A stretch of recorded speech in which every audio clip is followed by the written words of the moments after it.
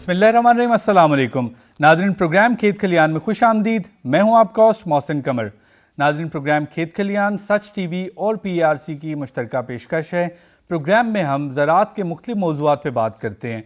आज के प्रोग्राम में हम सब्ज़ियात पे बात करेंगे कि सब्ज़ियात है क्या, और उसके साथ साथ हम बीज पे बात करेंगे कि बीज किस तरह से बीज को महफूज रखा जा सकता है, किस तरह से बेहतर तरीके से काश्त किया जा सकता है। प्रोग्राम में हमारे साथ बहुत ही मोअज़्ज़ज़ मेहमान मौजूद हैं। मोहम्मद फ़ारूक साहब, आप कोऑर्डिनेटर हैं वेजिटेबल प्रोग्राम NARC के। अस्सलाम वालेकुम सर। वालेकुम अस्सलाम sir, thank you very much, आपने हमें टाइम दिया।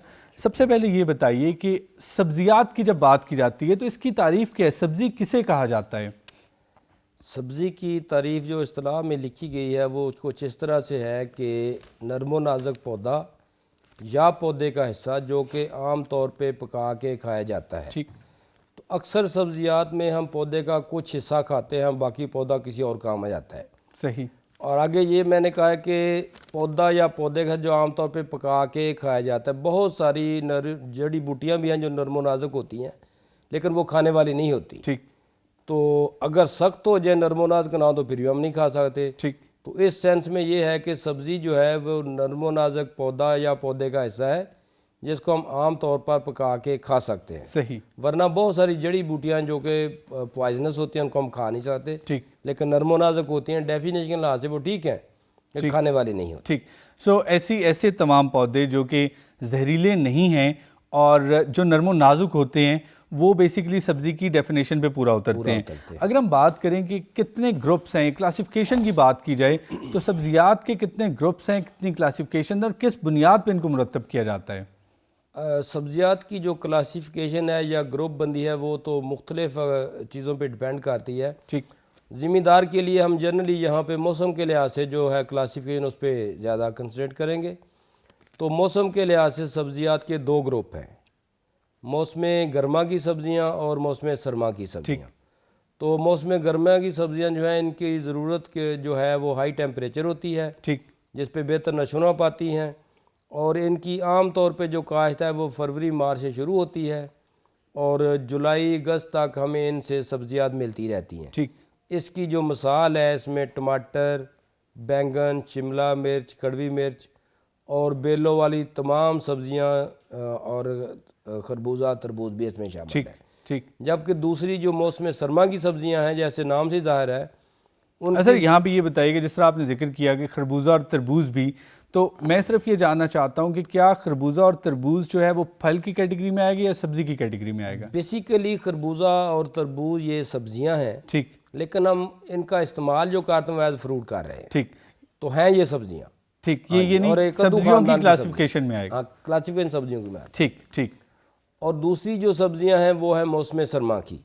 तो इनकी नशोनुमा के लिए हमें कम दर्जा हरारत की ज़रूरत होती है। इनमें गोभी ख़ानदान की सब्जियां, धनिया, पालक, मेथी, लहसुन, प्याज वगैरह शामिल हैं।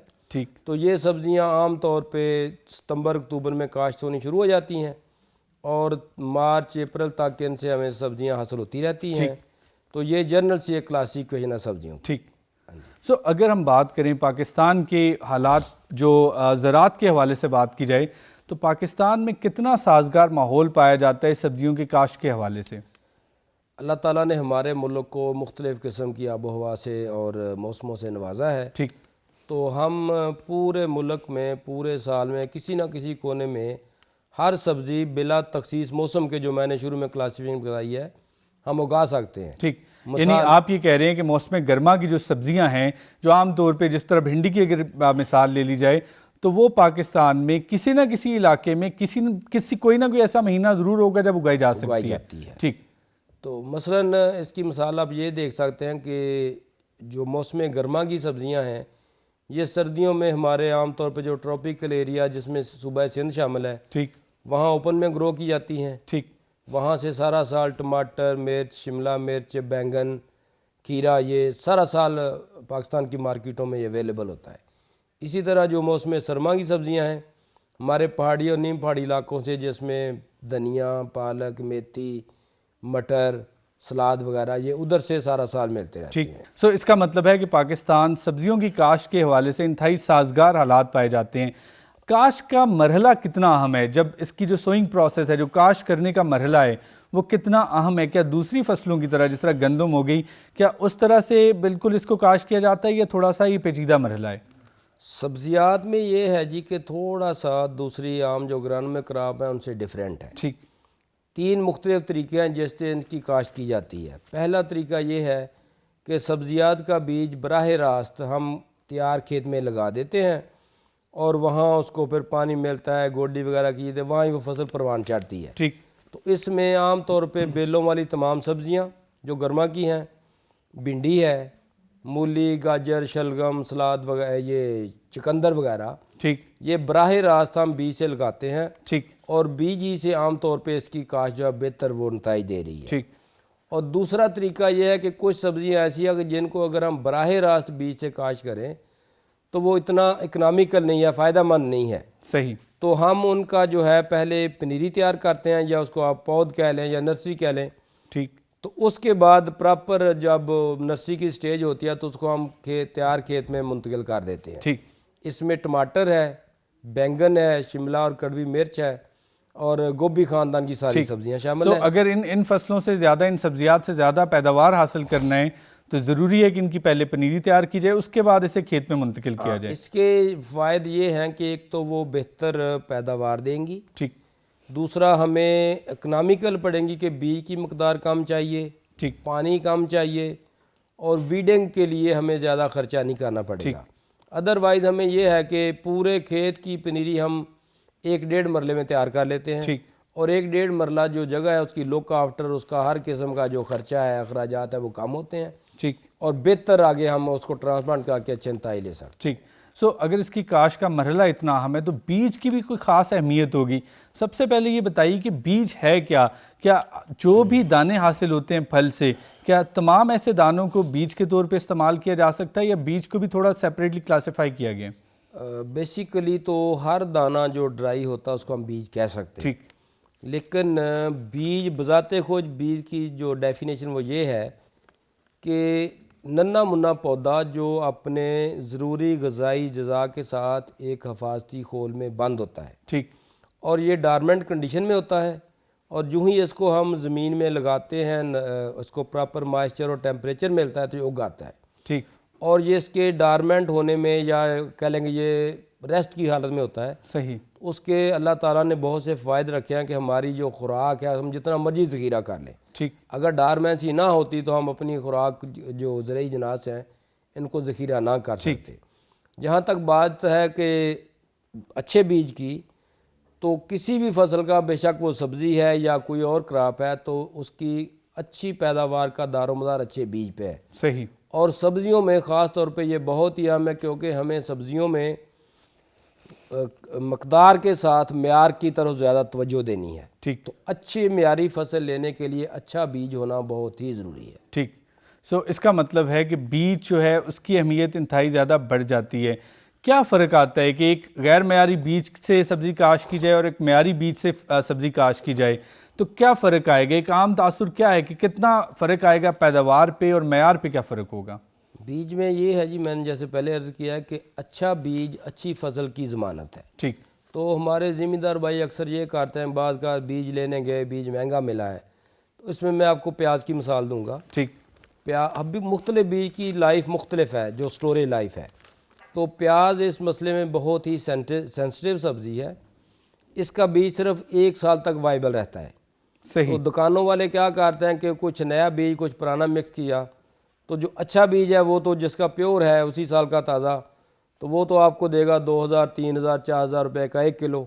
ठीक। तो जिसने मिक्सिंग की है, जिसने पुराना बीज शामिल किया है, वो दे देगा 600, 800 रुपये किलो। ठीक। तो हम कहते हैं बीज ही है ये भी। ठीक। तो लेकिन जब हम उसको ला के पनीरी के लिए लगाते हैं तो उसकी जर्मिनेशन परसेंटेज बहुत थोड़ी होती है। ठीक। तो उसका हमें फिर नुकसान ये होता है कि एक तो हम लेट हो गए, दूई पनीरी भी नहीं लगा सकते। सही। मतलूबा रकबे के लिए आपकी पनीरी पूरी नहीं होगी। ठीक। और अगर होगी भी तो आपकी जो क्वालिटी है जो प्रोड्यूस की और उसकी जो क्वांटिटी है, पैदावार जो है, वो दोनों मुतासर होंगी। सही, यानी वो पौधा भी सेहतमंद नहीं होगा और उससे हासिल होने वाला जो फल है, जो सब्जी है, वो भी सेहतमंद नहीं होगा। तो अच्छे बीज की क्या ख्वास हैं, क्या खसूसियात हैं अच्छे बीज की? अच्छे बीज में ये है जी कि इसके कुछ 5-6 औसाफ हैं। सबसे पहले जो अच्छा बीज है, जिसको हम प्योर बीज कहते हैं, जेनेटिकली प्योर होना चाहिए। जेनेटिकली प्योर से मुराद ये है कि वो जो किस्म हम मसलन टमाटर की किस्म कह रहे हैं कि रोमा है जी, ठीक, वो रोमा ही हो, अकॉर्डिंग टू वैराइटल स्पेसिफिकेशन हो। ठीक। दूसरा ये है कि उसकी जो जर्मिनेशन परसेंटेज है वो हमारे लिए जो थर्ड वर्ल्ड कंट्रीज़ हैं 75 से 85% है। यानी आप ये कह रहे हैं कि अगर 100 बीज हासिल किया जाए तो 75 से 80 बीजों से पौधे मिलने चाहिए, पौधे उतने होने चाहिए। ठीक, ठीक, ये मयार है, ये हमारे यहाँ एक मयार तस्वीर है कम से कम। ठीक, जबकि जो तरक्की याफ्ता ममालिक है उनमें ये परसेंटेज 90% से ऊपर है, उससे भी बेहतर है। ठीक, बेहतर है। ठीक।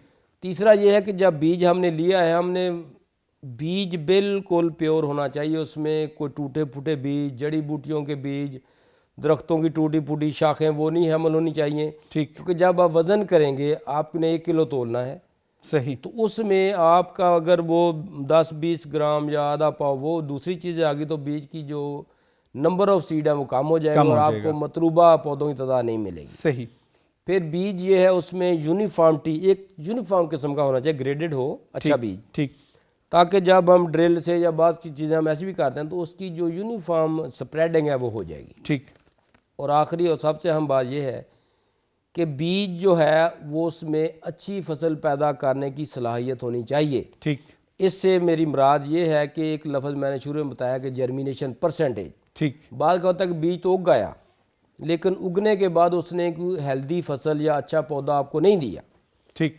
तो इसको उगने के बाद अच्छी फसल पैदा करने की वो सलाहियत रखता हो, ठीक, इसको हम अंग्रेज़ी का लफ्ज़ वाइटलिटी बोलते हैं। ठीक। तो ये 5 पॉइंट हैं जो बहुत ज़रूरी हैं। ठीक, तो ये 5 पॉइंट हैं जो इंतहाई अहम हैं, और अगर इन 5 पॉइंट्स पे अमल कर लिया जाए तो ना सिर्फ ये कि अच्छी पैदावार हासिल की जा सकती है, बल्कि नतीजे में अच्छी सब्जियात भी हासिल की जा सकती हैं। बिल्कुल। डॉक्टर साहब, यहाँ पे थोड़ा सा ब्रेक का वक्त हो रहा है। ब्रेक पे जाने से पहले मैं सिर्फ ये जानना चाहूँगा कि हाइब्रिड बीज के बारे में बताइए कि हाइब्रिड बीज क्या है? अच्छा जी, हाइब्रिड ये है कि ये 1-2 किस्म की बीज है। एक तो है आम ट्रेडिशनल बीज, या हम उनको ओपन पोलिनेटेड वैरायटीज़ का बीज कहते हैं, ठीक, या जनरली लोग कहते हैं अकसाम का। ठीक, तो वो एक सिंगल एंटिटी होती है। ठीक। हाइब्रिड जो है, या इसको दोगला बीज हम कहते हैं, ये 2 पेरेंटल लाइन को, ठीक, या 2 अच्छी अकसाम के मिलाप से, मसलन ए और बी को आपने मिलाया है, ठीक, तो सी मिला है, ठीक, इसको हम हाइब्रिड कहते हैं। और हाइब्रिड में ये है कि इसके अपना औसाफ हैं, ठीक। पैदावारी सलाहियत ज़्यादा होती है, इसका जो साइज़ है वो यूनिफॉर्म होता है। यहाँ पे मेरे पास इस वक्त ब्रेक का वक्त हो रहा है। जब हम ब्रेक से वापस आएंगे नाजरीन, तो हम बात करेंगे कि हाइब्रिड बीज क्या है। जिस तरह कि ब्रेक पे जाने से पहले आपने देखा कि बीज, अच्छा बीज जो है वो अच्छी फसल की ज़मानत है। इसके साथ ही ब्रेक से वापस आके बात करेंगे कि हाइब्रिड बीज से क्या ज़्यादा पैदावार हासिल की जा सकती है, और उसके अलावा बीज और सब्जियात से मुतल्लिक तमाम बातें होंगी। So stay with us.